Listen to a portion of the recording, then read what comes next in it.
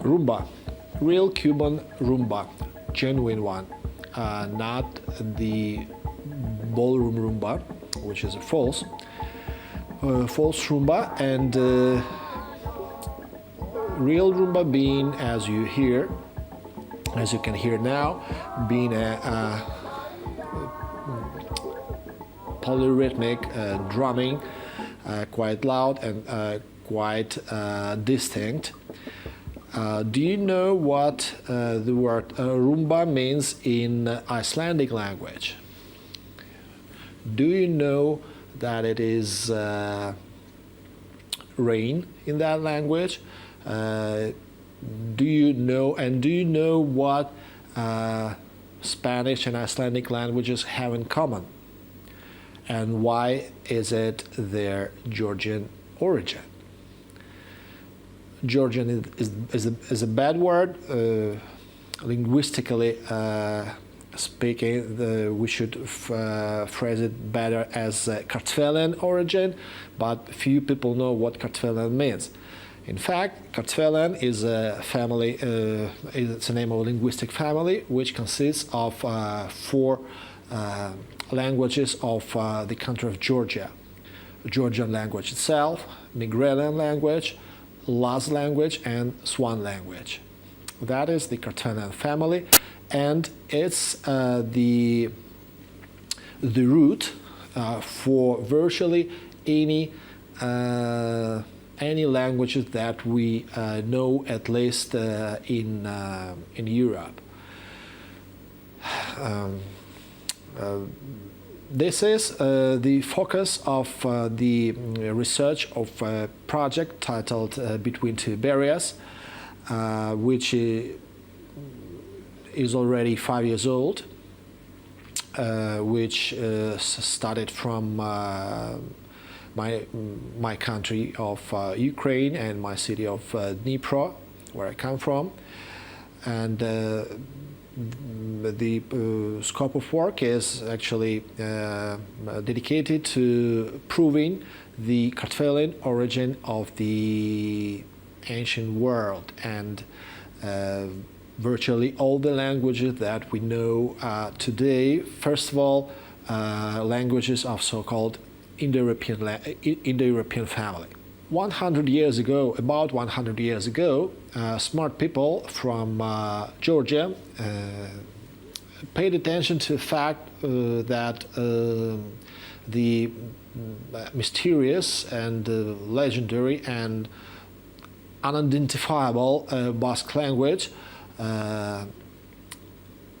has certain similar characteristics which would allow to classify it as a language pertaining to the Kartvelian family of languages.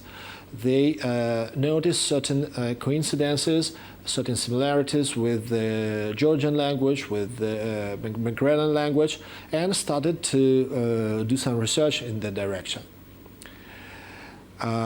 Unfortunately, the quality of the work done mostly by enthusiasts has led to emergence of a list of Basque Kartvelian correspondences that is not good. In fact, it is bad. In fact, this list was the main reason why Basque linguistic community, let alone the Spanish linguistic community, actually started to ignore the very idea of the similarity between the Basque language and the Kartvelian linguistic family. So the list did quite harm to the whole concept. So the Between Two Iberias project first of all starts with the suggestion of a new list of the Basque Kartvelian correspondences, which will be shown to you in full details. This list consists of more than 50 words, never mentioned before, that have clear and in most cases undoubtful Kartvelian origin. And that's only the first step, which was the first phase of the work, which was done by this project so far. Later, we will get you acquainted with the results of comparative analysis between Kartvelian languages and the most important, the most essential languages of the Indo-European family, like Spanish, like Ukrainian, Russian, like English, like Lithuanian, Albanian, Serbian, and you will see that not only Basques have all the rights, if not obligation, to be considered Basque. I'm talking about Basque language. It must be considered to be part of the Kartvelian family, as it was insisted by Jan Braun, the Polish linguist that passed away last year.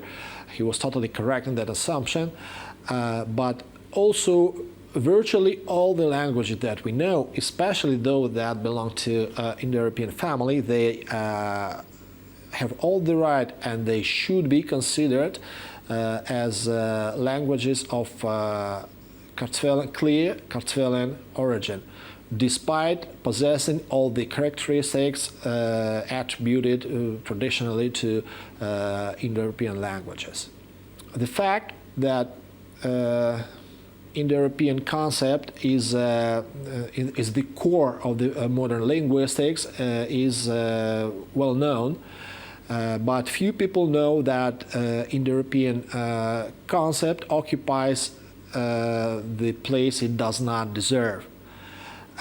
You will see that most languages, and quite a big number, absolutely considerable number of words from many Indo-European languages, in fact, have absolutely clear Kartvelian origin. But not only that, you will see now, I hope you will get persuaded that Indo-European family as such can be considered with such, can be defined with such a strong, such a harsh epithet as being a hoax, because in fact, well, first of all, we cannot put Indo-European family on the same hierarchical level with the Kartvelian family. If Kartvelian family is a family, then Indo-European family, which is derivation from the Kartvelian family, should be considered something lower, subfamily, something like that. But also you will see that Indo-European family, in fact, has no rights to be called as such. Virtually no criteria, no traditional criteria of classifying a language as Indo-European work. All the traditional criteria that are applied to Indo-European family can be equally applied with no problems to the Kartvelian language family. And that's where we start. That would be 6 criteria mentioned by Trubetskoy, criteria of Indo-European languages, of criteria that a language should possess if it's going to be classified as Indo-European. Number 1 would be synharmonism, a repetition of a vowel throughout a word. Trubetskoy insists that synharmonism cannot be a feature of Indo-European family. That means, I assume, that other families, for other families, it should be typical. First of all, it's very difficult to understand what is meant as synharmonism because there is no clear definition. Some people think it's a complete repetition of the previous vowel. Some people think that's a repetition of just some aspect of the vowel, like its softness or its liability. So we don't know what it is. Besides, I have a question. The Russian surname Romanova, is it an example of synharmonism or not? Because when in written form no harmonism is present, O is followed by A, which is followed by O, and again A. The vowels are different, but given the way Russian people tend to pronounce the unstressed O's, when in pronounced form, not in written form, the same surname already possesses all the features of synharmonism. That would be Romanova, clear and typical example. So, what do we apply what are we going to apply it for? To which form? To written or to oral? Not clear. Neither can we be sure that synharmonism can be not typical for, say, Kartvelian language family. We can easily find quite a number of words where the same vowel will be repeated and pronounced the same way in virtually in any language. It can be in English. We can find it in English. We can find it in Georgian. We can find it in Russian, Ukrainian, etc. So no language is free of synharmonism. So no language is free of repeating the same vowel throughout one word. So, and definitely, this criterion cannot be something that makes Indo-European and Indo-European language very different and very different from the Kartvelian one. It's equally typical or not typical for both families. The second criteria of Trubetskoy claims that an Indo-European word starts with a number of consonants which is not lesser than the number of consonants in the middle of the word. It sounds totally tricky and very vague, but unless you know what he was talking about. Actually, the idea of Trubetskoy was to justify the South Slavic words as Indo-European words and to classify them and probably as trademark Indo-European words. I'm talking about the famous phenomenon, which means quite a big number of consonants with no vowels between them at the beginning of the South Slavic words. South Slavic, Western Slavic, it's typical for both Serbian, Croatian words, and for Bulgarian words, for Czech words. But Mr. Trubetskoy didn't know one important thing. First of all, he didn't take into account the presence of prefixes. Once you add a prefix, your word automatically starts with the number of consonants which is lesser than the number in the middle of the word.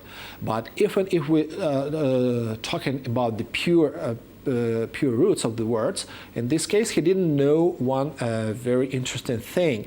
The same phenomenon of using a big number of consonants in the middle of the word is as typical for Georgian language as it is for, say, Serbian language. And even more, it's not typical for both of them, but those words are the same for both languages which relate to different language families. And we will see that in all details. We will dedicate our time to the comparative analysis between Georgian and Serbian language vocabularies.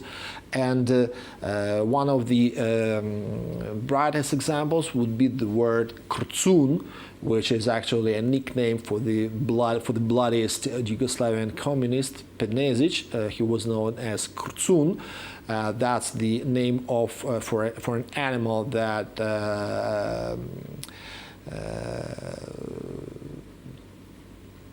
cracks nuts.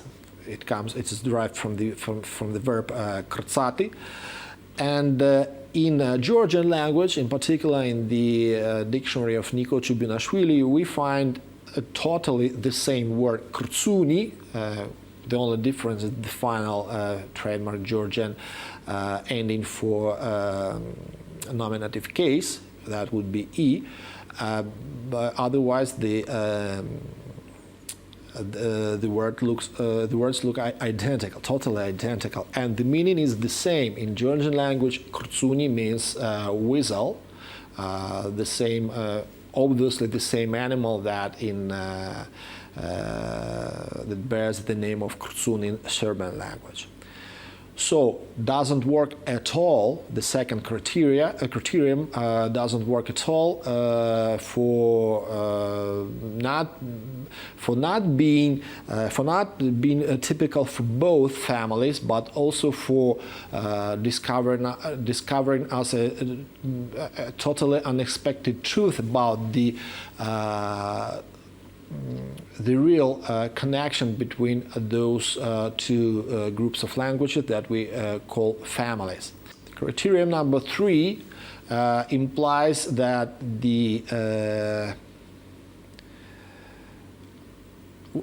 says that the word is not obliged to start with root. It's absolutely not understandable why such a criteria would ever be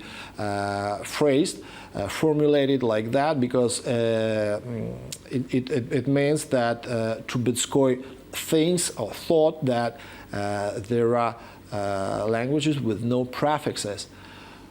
I personally have no idea about languages that use no prefixes, but anyway, Kartvelian family languages are as heavily prefixed as the languages of Indo-European family. From this point of view, they are absolutely. This criterion is absolutely typical, equally typical again for both families. Number 4 on the list of Trubetskoy is the alternation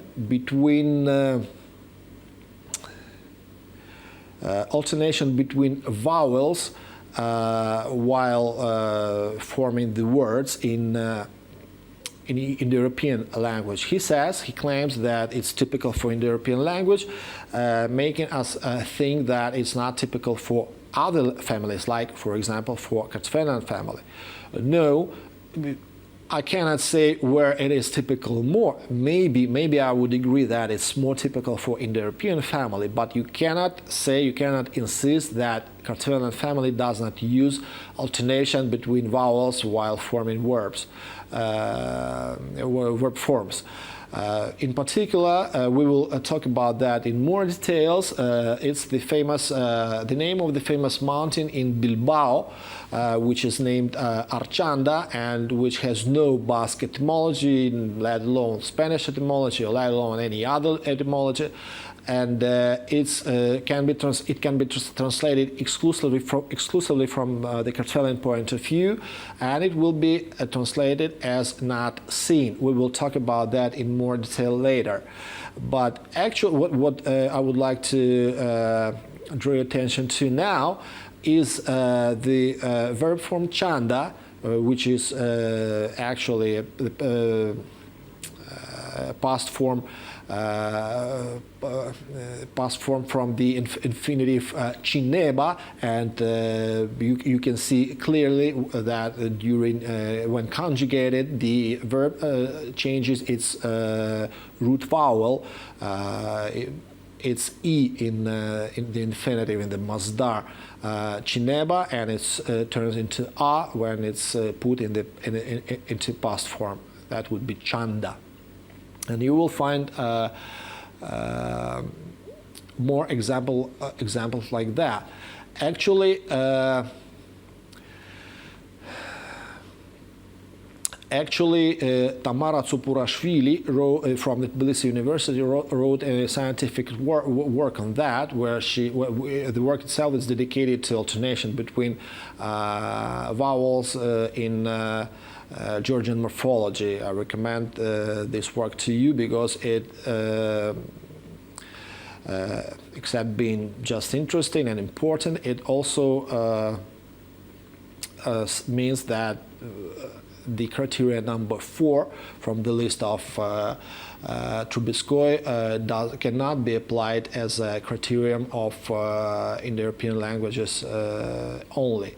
It also is as typical, maybe in a lesser degree, but still it's typical for the Catalan family as well. See it in full details. The next criterion will be such alternation during while forming the words, such alternation between consonants, especially when it comes to making the verb forms. Again, it may be more typical, it may be less typical, but you cannot say that such an alternation, which is definitely typical for the Indo-European family, is not typical for, you cannot find it, examples of that, you cannot find it in the Catalan family. I know what I'm talking about because I myself compiled a book of 150 the most popular Georgian verbs conjugated in the most important, most popular tenses, and translated into 7 languages. If you want to learn Georgian language, you cannot do that without this book. And while working, I encountered many times the instances of such alternation between consonants. Right off the top of my head, that would be, for example, the verb dumili, to keep silence, which has such a form as gachumeba in future, and you clearly can see that this consonant d alternates here with the consonant ch. Another and even brighter example would be the fundamental verb kola, to have, which when conjugated in the first person singular in the present tense would have the form of mkovs. And you see clearly that the consonant L alternates with the consonant V. You will see more examples like that, especially between consonants which are similar. You know that the Georgian language has, for example, 3 k sounds, which are quite difficult to tell for, say, an English speaker. They have 2 ts sounds, they have 2 ch sounds, they have 2 sounds and letters, actually. They have 2 p letters, 2 t letters, etc. So in all those cases, there are alternations. Also, there are alternations between such similar consonants as voiced, unvoiced, alternations between k and h, etc. So, is it typical only for Indo-European language? No way. It's also typical for the Catalan family. And the last criteria which Trubetskoy claims is the reason why we attribute a language to the Indo-European family is the absence of ergativity. The linguists know what I'm talking about. Ergativity is a specific, very specific feature typical in particular for the Kartvelian family, where the subject is used in a specific case with specific case ending, while subject which is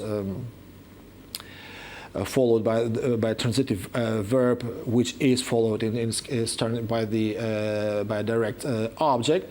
In this case, the object suddenly and inexplicably is used in the nominative case. It's a tricky thing for people who use no declension system in their languages, but it's quite an issue for people who do. We do. In Ukrainian language, Ukrainian grammar is declensional, Russian grammar is declensional, Georgian grammar is heavily declensional, etc. So, once you've been able to understand what ergativity actually is, you should know that it's typical for the Kartvelian family, and it has been considered as not being typical at all, as being actually absent in the Indo-European family. Now, you should know that it is not so. Ergativity used to be present in the Indo-European family as well. For example, we see clear traces of ergative constructions in for example, in such a Russian proverb as "Не разлей вода," where the object is used in the nominative case.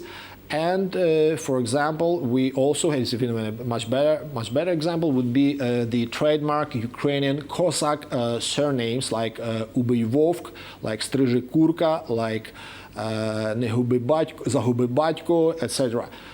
Those are wonderful, very precious Ukrainian trademark constructions, surname constructions, which consists of a imperative verb form combined with the object. Object cannot be, according to the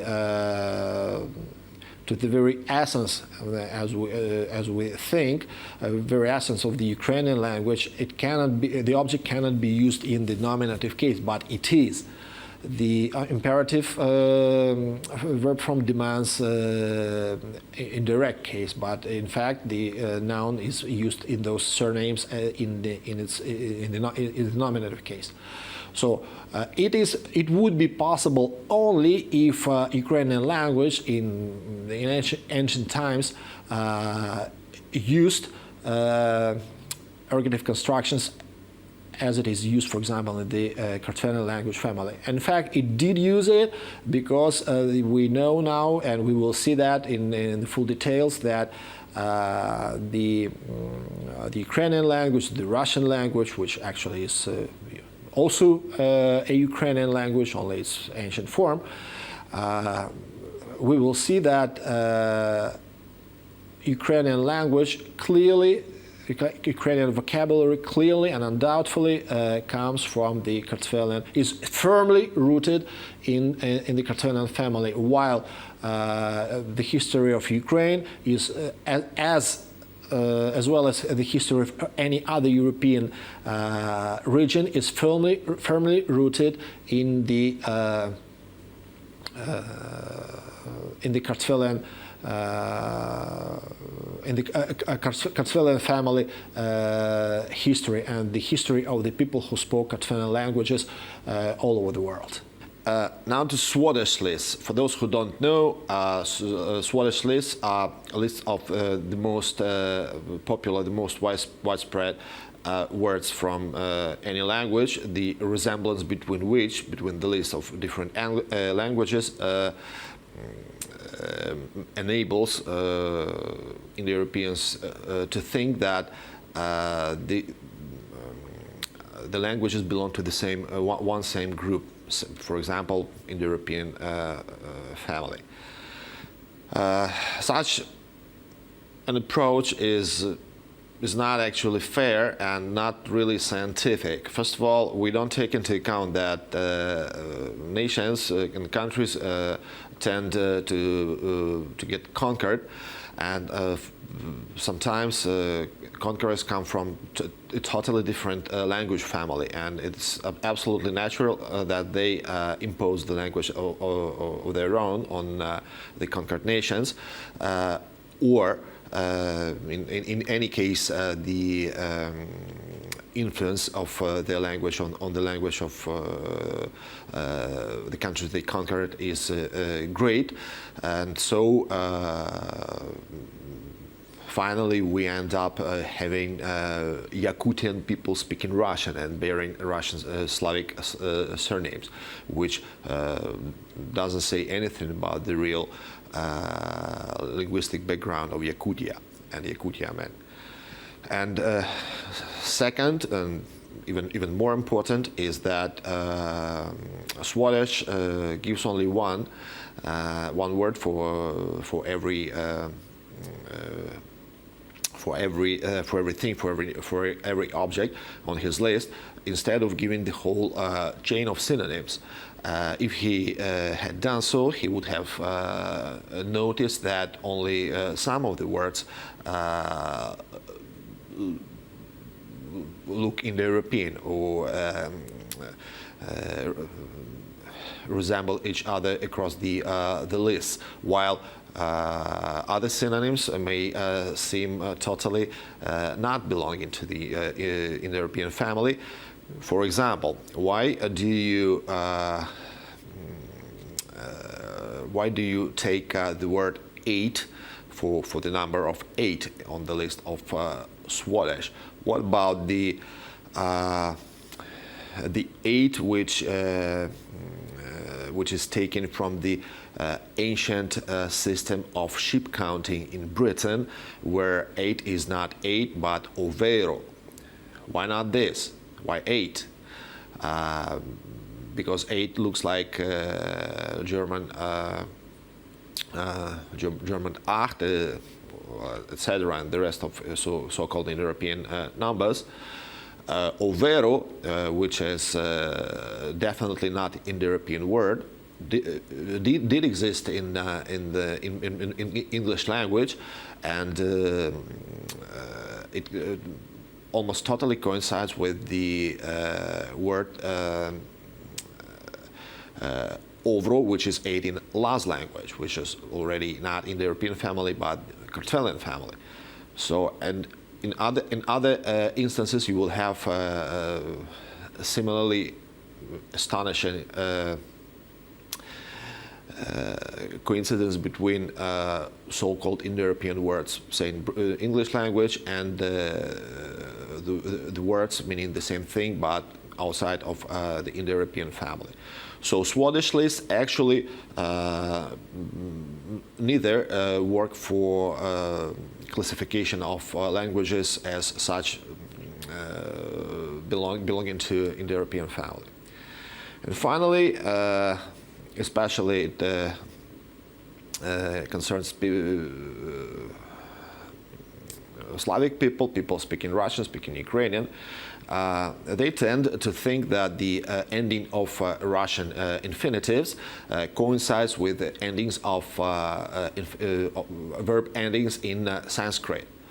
And indeed, brechati and brchati, that's Ukrainian and Sanskrit verbs meaning the same thing, it impresses.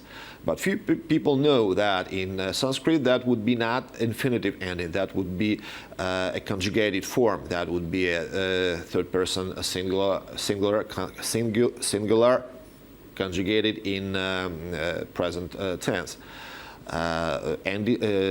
Infinitive endings in Sanskrit are different. And there is no reason to consider Sanskrit the milestone for the world's linguistic, since the earliest written source in Sanskrit is dated not earlier than the 1st century before Christ, 1,000 years after the king of Troy bore clearly Kartvelian name. Well, besides, if you want to find real correspondences between the infinitive endings, for example, Ukrainian infinitive endings, Ukrainian, Russian infinitive endings, why not trying to compare them with the infinitive endings in Basque language, where they that is exactly where the infinitive endings coincide quite totally. And Basque language is not Indo-European. As we see now, it should be called Kartvelian. It doesn't matter what family it officially belongs, it's not Indo-European, and the correspondence between the infinitive endings is totally clear. The problem is that nobody ever did that. Nobody ever compared them. Nobody ever had a reason to compare, to make the comparative analysis between Ukrainian and Basque grammars and morphology. So now it's a right moment to do that.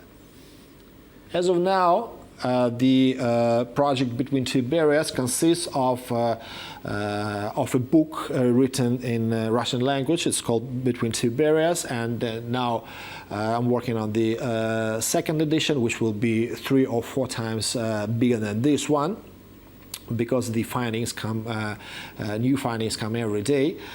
And it also consists of documentary Kartvelian Spain, which was filmed in Spain, which shows and proves the Kartvelian essence, Kartvelian nature of the country of Spain, and which many of you, at least 50,000 of you, have been able to watch on YouTube, and many of you liked it. So again, after having watched what you are suggested, you will learn that virtually all the languages, all the European languages, all the languages of the ancient world, from Portugal to northern India, from Estonia to Congo, used to speak languages of Kartvelian family. Yes, Nico Mar once told that that was one same language family, which he called Yaphatic. There is no reason, especially for Mar, to call this family Yaphatic, because why should we call it with some unclear, mysterious, artificial name, while in fact these languages all belong to totally existing, totally concrete family, which has been existing for millennia, which is known as Kartvelian. And actually, it's a native language family for Mar himself. Why he wasn't been able to discover it, despite being the Stalin's pet, despite having all the academic potential of the ex-USSR in his hands, that's a big mystery. I incline to think that neither he nor Stalin wanted to reveal that to the world, to reveal to the world its Kartvelian essence, its Kartvelian origin and Kartvelian nature. That means I doubt that both of them, either of them, were Kartvelian, were actually Kartvelian, were actually Georgian. Okay, so you will see that the world had Kartvelian and has Kartvelian origin. You will see that huge number of languages used Kartvelian languages as the source, beginning with the ancient Greek language, not just Greek language, ancient Greek language. Homer, when he used his words, he used them already in a borrowed form, and the fact of borrowing is proven, and the borrowing was made from Kartvelian family. You also will see that we will go in our research and as far as Polynesia, we will find undoubtful Kartvelin traces in the language of Maori in New Zealand. We will find a huge number of inexplicable Kartvelin names and toponyms. Virtually all the key South American, Latin American, North American, many of North American key toponyms have clear Kartvelin past and origin. So you will have to renew your etymological knowledge about virtually anything, especially the word toponymy. All that will be from now on you should consider most of the world's toponyms as such as having as being of Kartvelin origin. But first, we start with the already mentioned list of Basque and Georgian Kartvelian correspondences, a solid list, a list that will leave no doubts for you as to the possible connection, possible relation between historical relation between Basque people and Kartvelian-speaking people that will make you think that that will have you a right to think that Basque language in fact can and should be called the fifth Kartvelian language, and it will give a solid base for further research as to the Spanish or Pyrenaic or Iberian Kartvelian relations, which is much more than just correspondences between Kartvelian and only Basque language. So that would be what we are going to start with. Narish,